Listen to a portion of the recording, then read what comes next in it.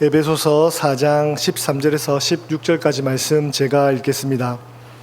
우리가 다 하나님의 아들을 믿는 것과 아는 일에 하나가 되어 온전한 사람을 이루어 그리스도의 장성한 분량이 충만한 데까지 이르리니 이는 우리가 이제부터 어린아이가 되지 아니하여 사람의 속임수와 간사한 유혹에 빠져 온갖 교훈의 풍조에 밀려 요동하지 않게 하려 함이라.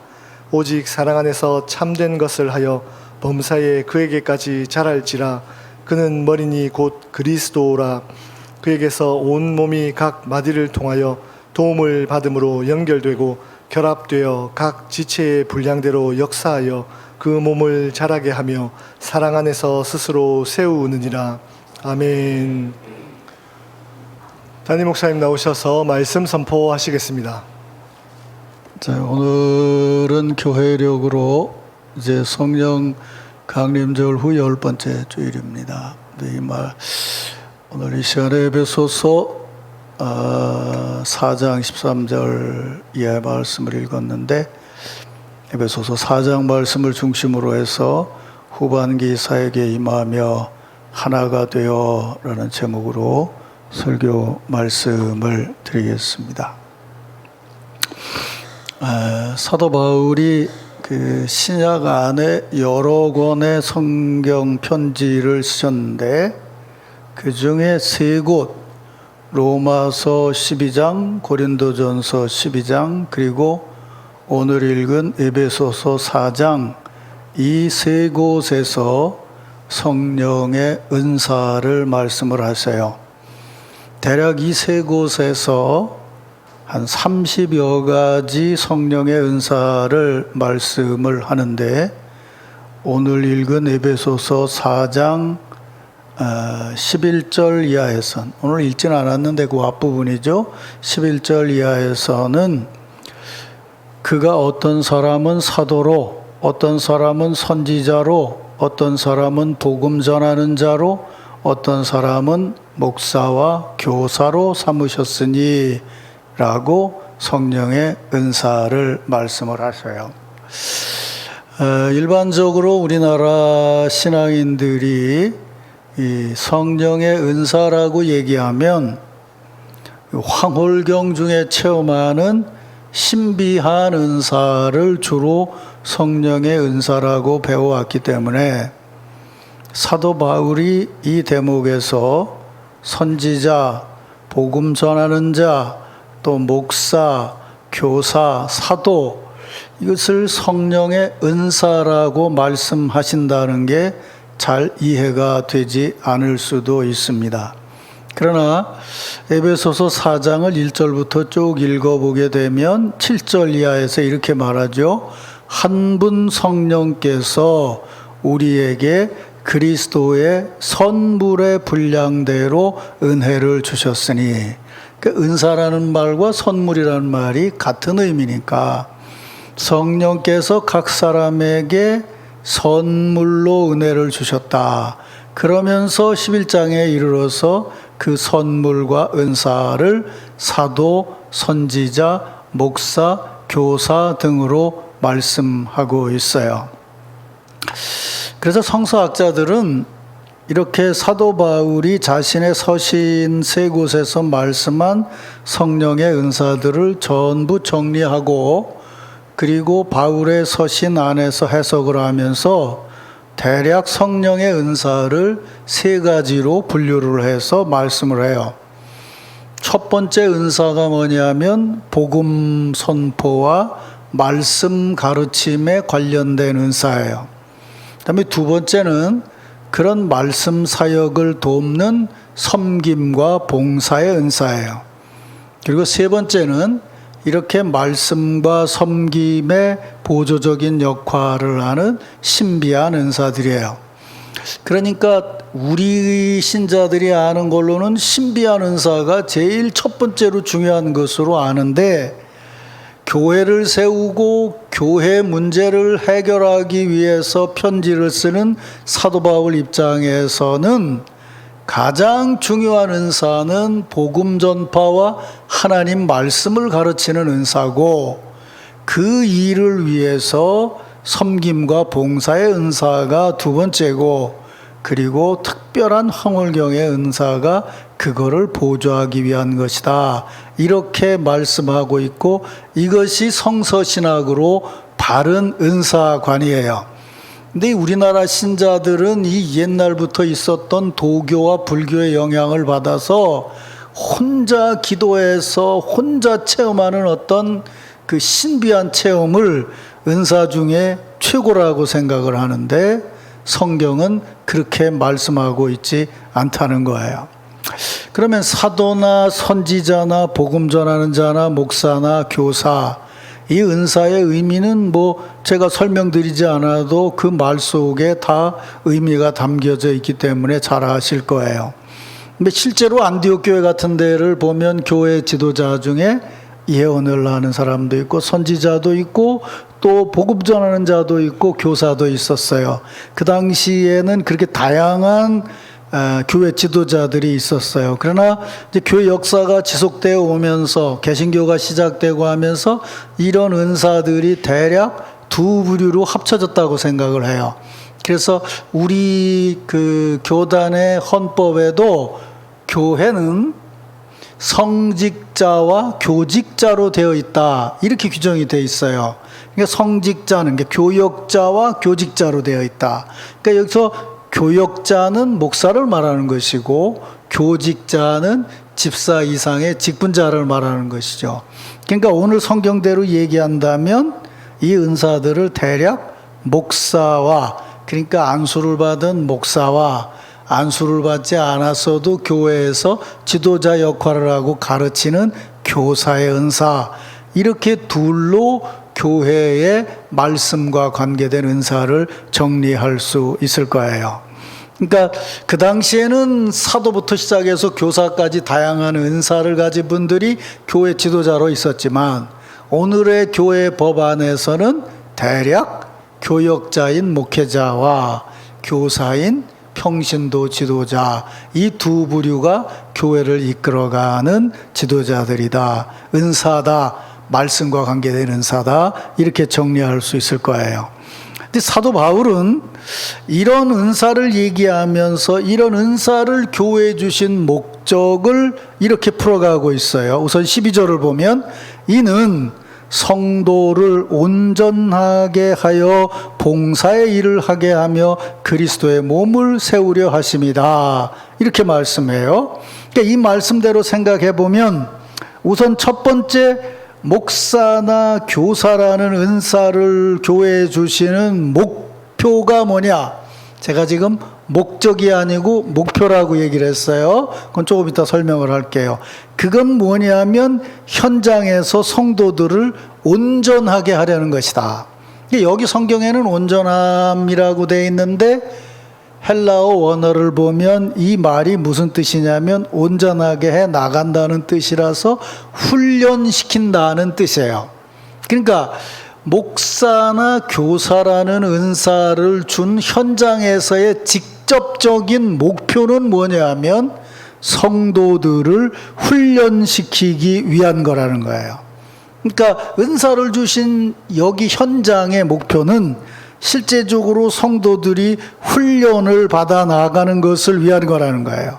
근데 제가 왜 목표라고 얘기를 하냐면 성도들을 훈련시키는 것 자체가 교회의 목적이 아니라는 거예요. 목적을 이루어가기 위한 목표라는 거예요. 그래서 그 목표를 이루어가면 또 다른 목표를 이루기 위한 거예요.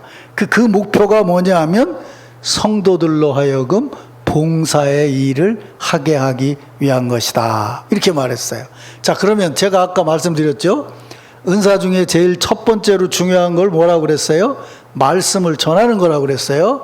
두 번째로 중요한 것이 뭐냐면 말씀 전파를 위해서 섬기고 봉사하는 것이라고 했어요. 그러니까 이 구조로 보면 말씀을 전하고 가르치는 은사를 받은 이들이 그걸 통해서 하나님의 교회를 말씀 중심으로 이끌어가는 일을 위해서 성도들을 훈련시켜서 그 성도들로 하여금 그 일이 원활하게 될 수 있도록 봉사의 일을 하도록 훈련시키는 것이 교회 지도자의 은사의 목적이라는 거예요. 무슨 말씀인지 알아들으시겠죠? 그러면 이렇게 말씀을 전하면서 성도들을 훈련시켜서 봉사의 일을 하는 목표를 이루어가는 근본적인 목적은 뭐냐? 그것은 다른 것이 아니라 바로 그리스도의 몸인 교회를 세우기 위한 것이다 라는 거예요. 우리의 신앙생활의 목적은 영원한 하나님 나라예요. 믿습니까, 여러분?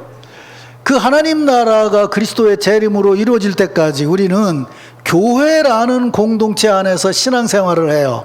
그 신앙생활을 하면서 우리가 비전으로 보는 것은 뭐냐면 바로 그 나라예요. 그리스도가 머리 되시고 우리가 몸된 교회가 그분이 다시 오실 때 이룰 영원한 하나님의 나라를 닮아가도록 세워나가는 것이 지금 이 땅에서 우리가 신앙생활을 하는 근본적인 목적인 것이에요.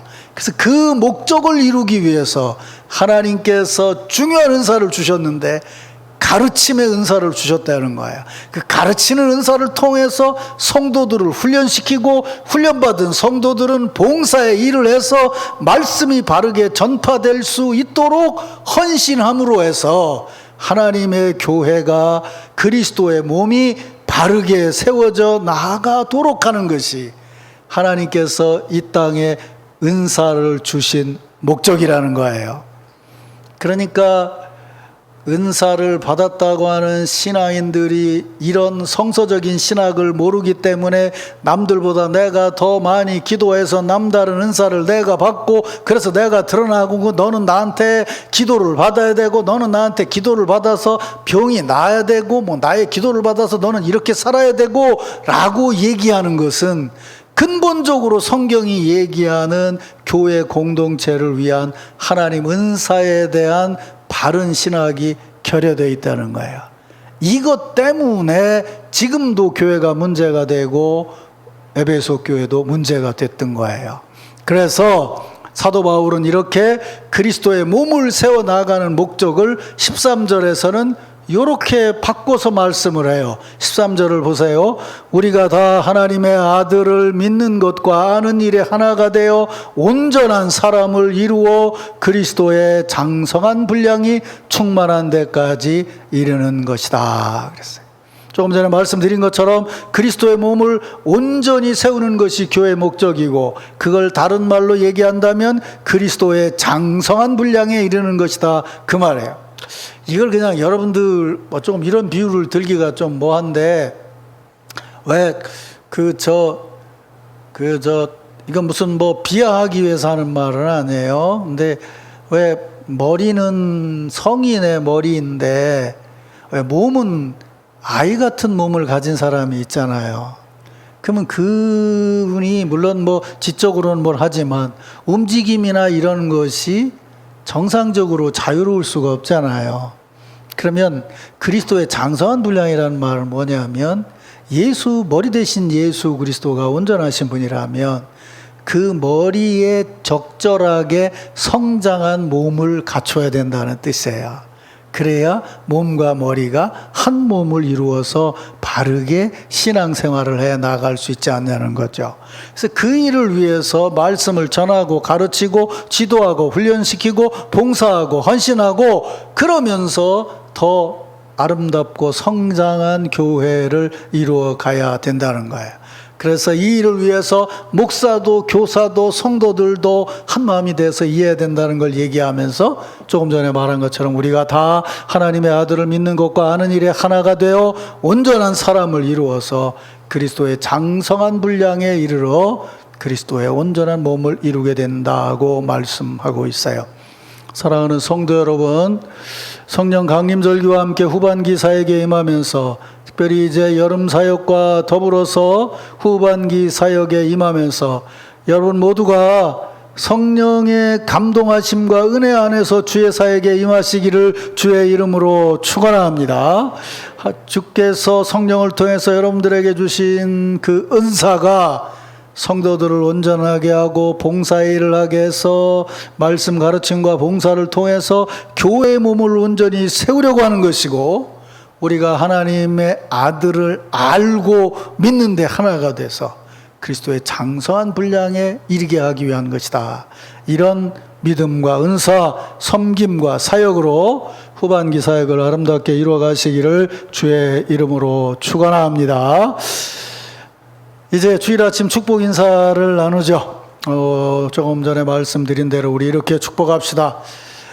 옆에 있는 성도들에게 성령의 은사대로 일합시다. 이렇게 축복하시면 한 번 더 하겠습니다. 봉사의 일로 교회를 세웁시다. 한 번 더 하겠습니다. 그리스도의 온전한 교회를 이룹시다. 지금까지 말씀드린 것을 우리가 정리해서 축복했어요. 자, 이런 이제 은사에 대한 큰 흐름을 전제로 하고 사도 바울이 지금 에베소 교인들에게 이 말씀을 하고 있잖아요.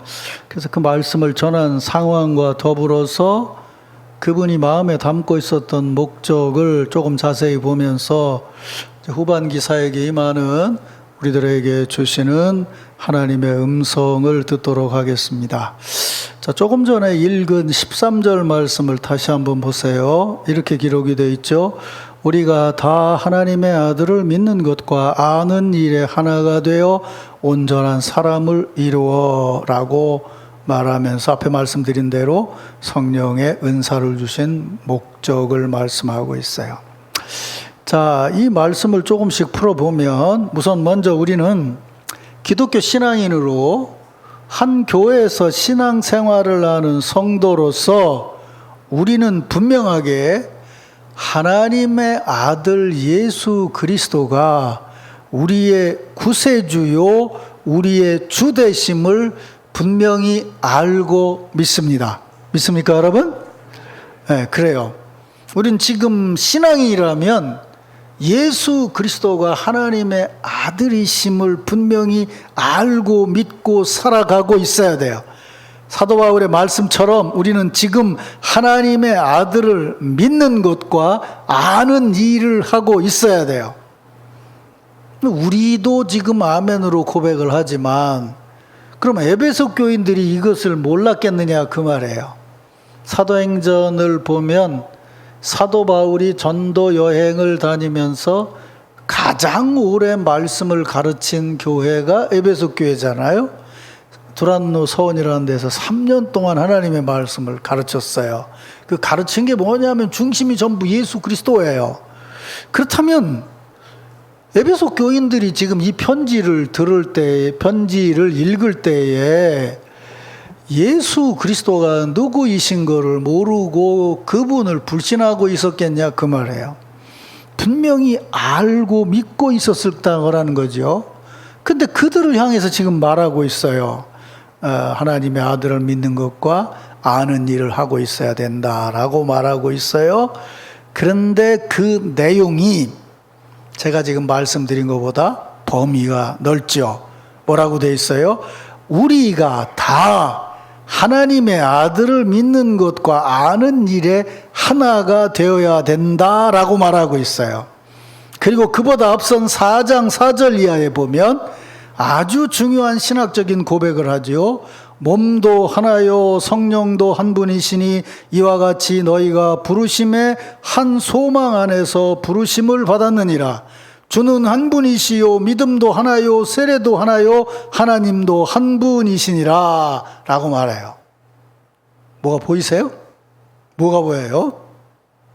하나라는 것을 강조하고 있죠. 우리는 하나다라는 것을 강조하고 있죠. 우리가 다 하나님의 아들을 믿는 것과 아는 일에 하나가 되어야 합니다. 성령도 한 분이십니다. 하나님도 한 분이십니다. 예수 그리스도도 한 분이십니다. 우리의 믿음도 하나고 세례도 하나입니다 라고 말하고 있어요. 그러니까 지금 사도 바울은 에베소 교인들에게 너희가 하나님의 아들을 믿고 하나님의 자녀가 되어서 교회를 이루게 되었는데 너희가 지금 그 자리에 선 것은 제가 아까 앞에서 말씀드린 것처럼 네가 다른 사람보다 특별한 은사를 받고 특별한 특별한 깨달음을 받고 특별한 은사를 가져서 그것을 알고 믿게 된 것이 아니고, 예수 그리스도를 보내신 하나님이 한 분이시고, 우리를 위해 십자가를 지신 예수 그리스도께서 한 분이시고, 지금 우리에게 그것을 깨닫게 하시는 분도 한 분이시고, 그래서 믿음을 고백한 것도 우리가 한 가지 믿음을 고백하고, 세례를 받은 날짜와 장소는 달라도 우리는 예수 그리스도의 이름이라는 한 세례를 받았고, 그래서 지금 한 몸을 이루고 있다는 거예요. 그래서 정말 중요한 것은 우리가 하나 되신 성삼위 하나님 은혜 안에서 하나라는 것을 깨닫고 살아야 된다는 거예요. 그것을 깨닫고 실천할 때가 비로소 우리가 온전한 사람, 머리이신 예수 그리스도와 한 몸을 이룬 교회를 이루게 된다는 거예요. 이런 가르침을 반복하는 이유는 분명하죠. 에베소 교회라는 데가 에베소라는 지역에, 다시 말하면 소아시아 지역에서 가장 상업이 발전하고 가장 정치적으로 발전하고 우상 숭배도 성행했고 사회적으로 대단한 지역이었어요. 그러다 보니까 거기에 신앙인들 중에는 로마인도 있고 유대인도 있고 귀족도 있고 노예도 있고, 이런 과정 속에서 서로 간에 갈등이 생겨지게 된 거예요. 가지고 있고 또 지위가 높은 사람들은 갖지 못한 사람들, 지위가 낮은 사람들을 무시하고 서로 생각이 달라지게 되고 분파가 생겨지게 되고 어려움을 겪게 되죠. 그래서 에베소서를 쓰면서 사도 바울이 강조하는 것은 뭐냐면 교회론이고, 그 교회론의 중심은 뭐냐면 우주적 그리스도예요. 예수 그리스도는 온 세상을 창조하신 하나님이기에 그 안에 살아가는 우리는 모두가 다 하나라는 거예요. 그래서 그런 믿음으로 살아가는 것을, 사실은 이런 얘기를 하기 전인 이미 4장 1절부터 이렇게 말씀해요. 제가 읽을 테니 잘 들어보세요. 너희가 부르심을 받은 일에 합당하게 행하여. 여기 부르심은 뭘까요? 예수를 믿도록 부르신 것이고 은사를 받아서 일하도록 부르신 것이겠죠. 하나님이 하나 되도록 부르신 것에 합당하게 행하여 모든 겸손과 온유로 하고 오래 참음으로 사랑 가운데서 서로 용납하고 평안에 매는 줄로 성령이 하나 되게 하신 것을 지켜라. 그리고 오늘 본문인 15절 16절에서 오직 사랑 안에서 참된 것을 하여 범사에 그에게까지 자랄지니 그는 머리니 곧 그리스도라. 그에게서 온몸이 각 마디를 통하여 도움을 받음으로 연결되고 결합되어 각 지체의 분량대로 역사하여 그 몸을 자라게 하며 사랑 안에서 스스로를 세우느니라. 사랑하는 성도 여러분, 후반기 사역에 임하면서 여러분들의 신앙적인 암과 믿음이 성령의 은혜 안에서 더욱 분명하고 온전하시기를 주의 이름으로 축원합니다. 내가 지금 알고 있는 것, 내가 지금 믿고 있는 것은 나만 특별하게 알고 나만 특별하게 믿는 것이 아님을 깨달으시길 바랍니다. 내가 아니라 우리가 다 하나님의 아들을 믿고 아는 일에 하나가 되어야 온전한 교회를 이루어감을 믿으시기를 바랍니다. 나만 아니가 우리가 부르심을 받은 일에 합당하게 행하고 모두가 겸손과 온유로 오래 참음으로 사랑 가운데서 서로를 용납하고 평안에 매는 줄로 서로 우리를 묶어줄 때 성령이 하나 되게 하심을 지켜나갈 수 있음을 믿으시기를 바랍니다.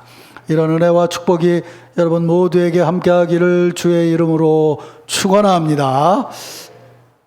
자, 이제 지금 말씀드린 것은 우리의 신앙이라고 하는 것은 하나가 되어야 되고 우리의 신앙이어야 된다는 것을 말씀을 드렸어요.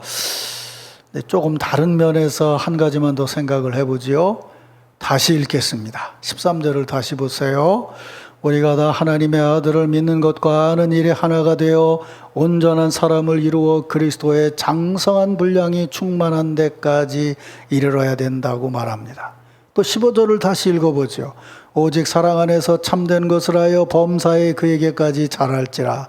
그에게서 온 몸이 각 마디를 통하여 도움을 받음으로 연결되고 결합되어 각 지체의 분량대로 역사하여 그 몸을 자라게 하며 사랑 안에서 스스로를 세우느니라 라고 말했어요.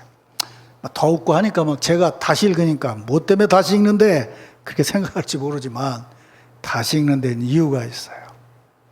앞에서는 우리 하나됨을 강조해서 읽었다면 이 부분을 조금 다르게 읽어보자고요. 중요한 부분들을 빼어서 읽어본다면 온전한 사람을 이루어 분량이 충만한 데까지 이르러 참된 것을 하여 그에게 자랄지라. 도움을 받음으로 연결되고 결합되어 분량대로 역사하여 자라게 하라는 권면이 이 안에 있어요. 이루어 가라. 충만한 데까지 이르러라. 무엇을 해서 자라라. 연결 짓고 결합하고 역사하여 자라게 하라. 라고 말씀하고 있어요. 뭐가 보이세요? 이거 정말 이 대목을 읽으면서 이게 보여야 되는데 뭐가 보이느냐 하면 이 말씀 안에, 이 권면 안에 시간의 흐름이 담겨져 있다는 것을 깨달아야 돼요.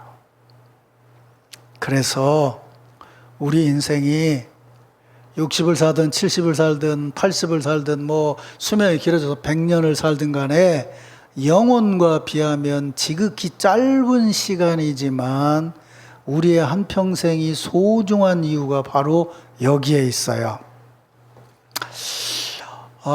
이런 생각들을 조금 하고 있었는데 지난 주간에 참 요새 감사하는 것은 그냥 무작위로 책을 사서 읽고 또 뭐 관심 있어서 보아서 읽는데 지난 주간에 책을 한 권 읽었는데 오늘 설교 말씀을 드릴 이 내용하고 딱 맞는 책이더라고요. 그래서 참 하나님 은혜에 감사했는데 지난 주간에 그 성령론에 대한 연구로 아주 세계적으로 유명한 학자가 있어요. 잭 레비슨이라고 하는 분이 있는데 그분은 참 대단한 분이에요.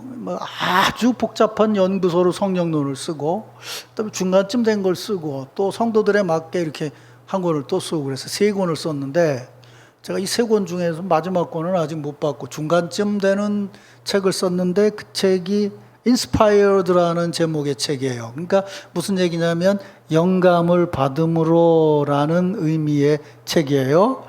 그런데 그분이 그 책에서 어떤 면을 강조를 하느냐 하면 제가 지금 오늘 읽은 바로 이런 면을 강조를 해요. 자, 우리 처음으로 다시 돌아가 생각해 보자고요. 목사나 교사의 은사를 주는 것은 성도들을 훈련시키기 위한 거다라고 얘기를 해요. 그럼 우리가 아주 쉽게 얘기를 해서 솔직히 말도 안 되지만 군대 입대시키면요 하루 훈련 시킵니까? 열흘 훈련 시킵니까? 4주 훈련을 시킵니까? 4주 훈련을 어떻게 군대 안 간 여자들이 대답을 더 잘하네. 4주 훈련을 시켜요. 무슨 말이냐면 아무것도 모르는 애가 군대에 익숙해지기 위해서는 그 문화 안에 들어와서 4주라는 시간을 지나는 것이 훈련이라는 거예요. 무슨 말씀인지 아시겠죠? 그러면 그 훈련을 시키면서 봉사의 일을 하게 하는데 훈련을 하루 받았을 때 얘가 나라를 섬기는 것과 한 달을 마친 다음에 나라를 섬기는 것은 마음의 자세도 다르고 태도도 달라지게 되는 거예요. 그러니까 우리는 그냥 지식으로 훈련시키고 봉사일을 하게 하고 교회를 온전하게 세운다는 거를 그냥 이론적으로 단시간에 되는 걸로 알지만 절대로 그렇지 않다는 거예요. 그래서 목사는 계속 매주일마다 설교를 하는 거예요. 여러분이 한 번 설교 듣고 막 그냥 쫙 깨닫고 끝나면 설교할 이유가 뭐가 있겠어요? 그러니까 이미 은사라는 것 속에는 우리나라 사람들은 막 한 번에 받는 은사를 생각하지만 아니라는 거예요. 은사는 시간의 흐름 속에 나타나는 것이라는 거예요.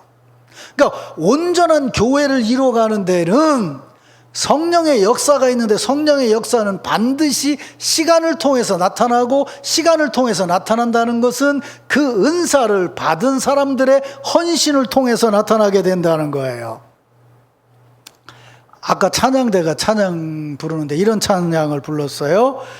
그 사랑을 알게 하시니 은혜 위에 은혜라 그랬어요. 여러분은 어떻게 들으셨는지 모르지만 저는 그 찬양 속에서 시간의 흐름을 들을 수 있었어요.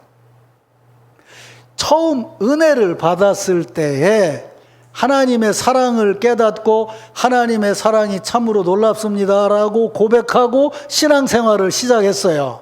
훈련을 받으면서 온 마음을 다해서 성도들을 사랑하면서 신앙생활을 해 나갔어요. 그랬더니 오늘에 이르러서는 처음에 은혜를 받았을 때보다 오늘에 이르러서 훨씬 더 성숙한 사랑을 실천할 수 있기 때문에 지금 내가 보고 사랑이 이런 거구나라고 깨달은 것은 처음 사랑을 깨달았을 때와 지금은 분명히 다르다는 거예요. 그래서 말하는 거예요. 그때는 은혜였으면 지금은 은혜 위에 은혜라는 거예요.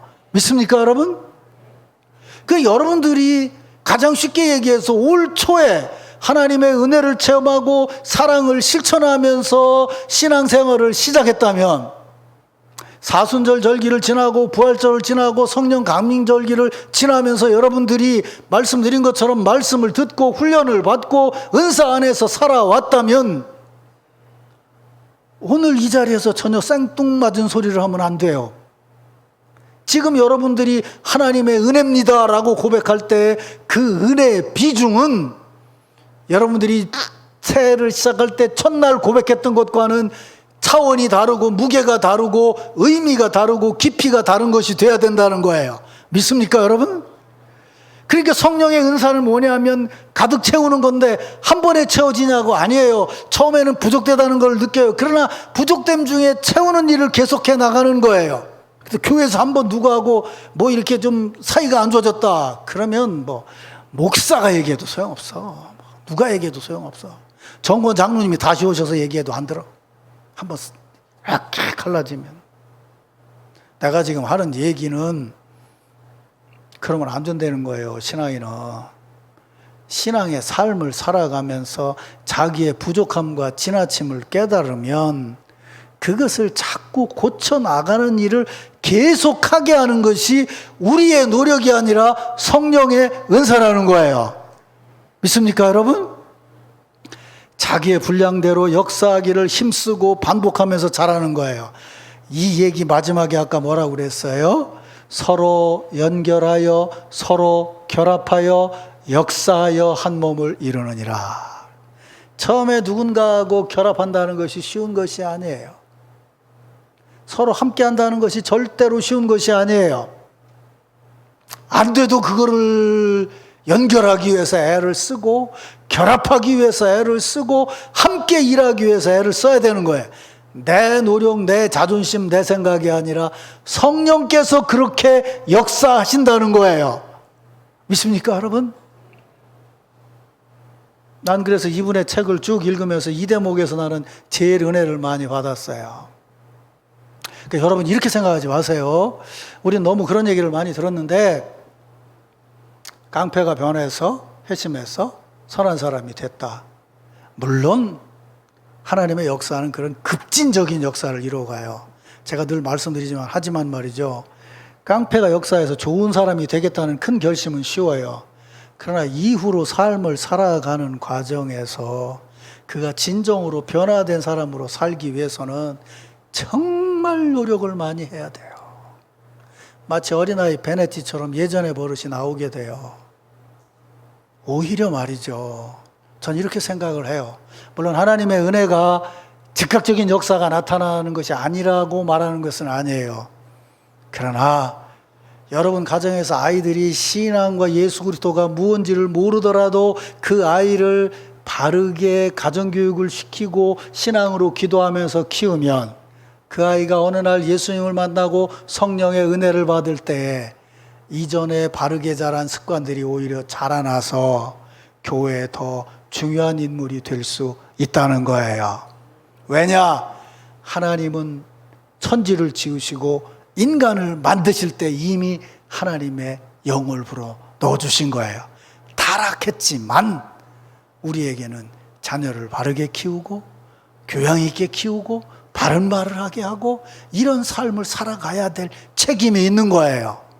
거기에 더해서 성령께서 역사하심의 역사를 더해서 은혜를 더할 때에 성령께서 새로운 은혜의 역사를 이루어갈 수 있게 된다는 것이죠.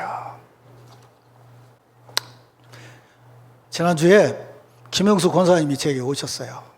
뭐 상의할 일이 있다고 들어오셨어요. 그래서 권사님, 나 사석에선 그래. 누님, 뭔 일인데요? 그랬어요. 그랬더니 그렇죠. 그래서 왜 그러냐 그랬더니 내가 우리 교회를 얼마 다녔느냐 계산을 잘 못하겠는데 여러분 제가 얘기했잖아요. 우리 교회 65주년사에 보면 여름 성경학교 하는 사진이 있잖아요. 그 사진에 요 맨 옆에 김용수 권사님이 계셔요. 그래서 권사님이 그 사진을 보고 그게 50년대라서 우리 교회 온 지 그 사진에 근거해서 보면 자기가 70년이래. 우리 교회 온 지가. 근데 70년이 되고 이제 은퇴를 하게 됐는데 그래도 내가 우리 교인들 중에서 제일 오래 믿은 신앙인인데 그래도 뭔가 신앙의 선배로서 뒤따라오는 이들에게 뭐 남겨줘야 될 게 있지 않냐. 그래서 곰곰이 생각을 해보니까 본인이 제일 오래도록 한 것이 찬양대원이었다는 거예요. 그래서 내가 찬양대원을 앞으로 얼마나 할지는 모르겠지만 목사님 제가 찬양대원으로 일했으니까 그래도 내가 일한 것에 감사해서 뭘 하나 해놔야 되겠는데 그랜드 피아노를 하나 3천만 원짜리를 하나 보고 왔습니다. 그러면서 피아노를 봉헌을 하겠다는 거예요. 그래서 권사님 정말 고맙습니다. 이렇게 말씀을 했어요. 제가 한 가지 더 말씀드릴 게 있어요. 이 대목을 가지고 성령의 은사가 계속 쌓아졌다는 얘기를 할 때 보세요. 초대교회에 신자들이 모이니까 외국에서 온 사람들이랑 가난한 사람들이 있었어요. 그래서 가난한 사람들을 돕기 위해서 헌금을 했어요. 그랬죠? 그랬더니 바나바 같은 사람은 집을 팔았다고 그러잖아요. 집을 팔았다고 그래요. 여기 아주 중요한 게 담겨져 있어요. 그게 뭐냐면요. 집을 안 팔았어도 조금만 헌금을 해도 어려운 사람을 먹일 수가 있었어요. 그러니까 무슨 말이냐면 필요에 따라서 응답을 했다면 집을 팔지 않았어도 그 문제가 해결이 됐어요. 바나바나 스데반이나 다른 집사들은 그 일을 어떻게 접근했는 줄 아세요? 이 사람들이 어렵습니다라고 목사나 사도가 설교할 때 어렵습니다라는 얘기를 듣고 그 필요에 따라 응답한 것이 아니고 그 말을 듣는 자신에게 주어진 은혜대로 충만함 가운데 응답한 거예요. 무슨 말씀인지 알아들으시겠어요? 요만큼이니까 나는 요만큼 헌금하겠다라고 한 게 아니에요. 요만큼이 필요하다고 하는데 그 말을 내게 주신 말씀으로 들었을 때에 초대교회 신자들은 자기의 재산을 파는 거예요. 그게 하나님이 내게 주신 풍성한 은혜라고 믿었다는 거예요. 오늘의 교회가 왜 힘이 없냐면요. 이전보다 돈도 많고 일도 잘해요. 필요에 따라서 하겠다는 것 때문에 그래요. 하나님이 내게 주신 은사의 충만함을 모르고 있다는 거예요. 아니 이 그랜드 피아노가 지금 못 쓰나요? 쓸 수 있어요. 그러면 필요로 얘기한다면 뭐가 필요한데요? 아니에요. 내게 주신 은혜가 감사해서 내게 충만함으로 응답하는 것이 성도의 성령 충만인 줄로 믿으시길 바랍니다. 그런 교회에서 성장을 해야 자녀들이 자기 삶을 바르게 살아갈 수 있어요. 내가 오늘 기분이 좋은 것 같아요? 나쁜 것 같아요? 에? 아까 그래 좋아요 지금. 나 이번 주 내내 기분이 되게 안 좋았는데 우리 딸이 나보고 그러는 거야. 아빠 그래서 가재. 그래서 왜 그러냐 그랬더니 회사에서 수고했다고 뭐 상여금이 나왔대요. 그래갖고 아빠가 지금 아이패드 가지고 보는데 그게 빛이 많이 나와서 아빠 눈이 나쁠 것 같으니까 아빠 갑시다 그래요. 그래 백화점에 갔어요. 그래 우리 딸이 아빠 사줘야 된다고. 아빠가 사고 싶은 거 사라는 거예요. 고르고 싶은 거 고르라는 거예요. 그러면서 지가 그거 사주면서 그렇게 좋아해요. 내가 옛날에 야 내가 널 사줬는데 네가 날 이걸 사주냐 그랬더니 아빠가 맨날 해줬으니까 내가 배워서 그러지 그래요. 아멘 좀 하셔. 배우란 말이에요. 배워. 아 그래요. 우리 딸이 뭐 아이패드에다가 뭐 뒤에 받침에다가 키보드에다가 그래 우리 말하는 또 물어보는 게 그거예요. 이거 얼마 줬냐? 그래서 우리가 200원 그랬어요. 둘이. 근데 사가지고 주면서 지가 좋아가지고 아빠한테 이거 해주니까 그렇게 좋다는 거예요. 아빠 이거 내가 다 깔아서 준비하자. 오늘 내가 장로님 설교도 준비해야 되고 너무 바쁜데. 또 이번 한 주간 기분이 굉장히 힘들었는데 그 희한하대. 딸이 그걸 사주고 나니까 어젯밤에 잠이 잘 오는 거야. 예. 기특해 저게. 내 생각에 뭐 자랑하려고 하는 게 아니라 그래 넌 참 제대로 배웠다. 내가 늘 사는 게 누군가에게 뭘 해주는 것이 기쁘다고 생각했는데 아빠한테 그걸 사주니까 내가 저 사줄 때보다 더 좋아하는 거야. 좋아가지고 앞에 그거 있는 거 보니까 너무 좋다고 그러는 거예요. 그래요 여러분, 내게 충만한 은혜를 표현하는 것이 성령의 은사인 줄로 믿으시길 바랍니다. 세상은 어떻게 하라고 하냐면요, 필요한 대로 하라는 거예요. 필요한데 왜 안 주냐는 거예요. 그게 공산주의 사상의 노조잖아요. 세상이 시끄러워지잖아요. 그게 아니고 받은 게 감사해서 충만하게 나누는 삶이 되면 작은 것을 받아도 기뻐할 수 있는 거예요. 난 우리 교회가 그런 신앙의 역사가 이어졌으면 좋겠어요. 그리고 실제로 그렇게 되고 있다고 믿고 있어요. 성령의 은사는 남 모르는 특별한 것을 받는 것이 아니고 내게 충만함을 성도들과 함께 나누면서 성도들이 더불어 자랄 수 있게 하는 것이 성령의 은사예요. 이런 은혜가 후반기 사역에 많은 여러분 모두에게 함께하기를 주의 이름으로 축원합니다.